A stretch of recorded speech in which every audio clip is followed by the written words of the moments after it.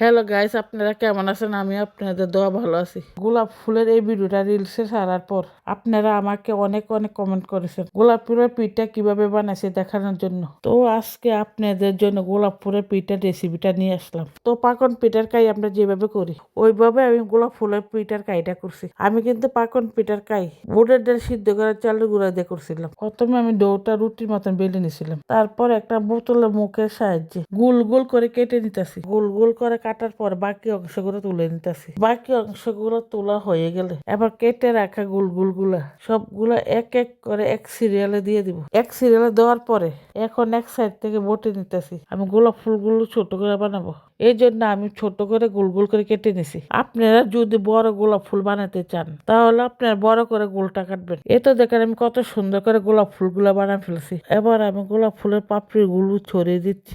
আমি কিন্তু সবগুলো গোলাপ ফুল এইভাবে বানাইছিলাম। গোলাপ ফুল বানানো কিন্তু অনেক সহজ। আমি কিন্তু আমার পরের স্বামীকে ভালোবেসে গোলাপ ফুলের পিঠাটা বানাইছিলাম। ওই দিন কিন্তু আমি অনেকগুলো পাকন পিঠাও বানাইছিলাম। গোলাপ ফুলের পিঠা বানানো শেষ, এখন বাজার ফেলা। তো গোলাপ ফুল ভাজার জন্য একটা পাইপেনে তেল দিয়ে দিলাম। তেলটা গরম হওয়ার পর গোলাপ ফুলের পিঠা এক এক করে দিয়ে দিলাম। গোলাপ ফুলের পিঠা লাল লাল করে ভাজা হয়ে গেলে চুলার থেকে নামাই সাথে সাথে চিনি শিরা দিয়ে দিলাম। এটা কিন্তু চিনি শিরা। তো চিনি শিরা বানানোর জন্য প্রথমে একটু গুড় আর তেজপাতা দিয়ে দিলাম। পরিমাণ মতো চিনি দিয়ে এলাচ দারচিনি দিয়ে দিলাম। এবার পানি দিয়ে চুলাতে বসাই দিলাম। এই তো দেখেন আমার শিরা বানানো শেষ। শিরার মধ্যে গোলাপ ফুলের পিঠা দিয়ে চুলার থেকে নামাই ফেলছি। আমার গোলাপ ফুলের পিঠাটা আপনাদের কাছে কেমন লাগছে কমেন্ট করে জানান। সবাই ভালো থাকবে, সুস্থ থাকবেন। আল্লাহ হাফেজ।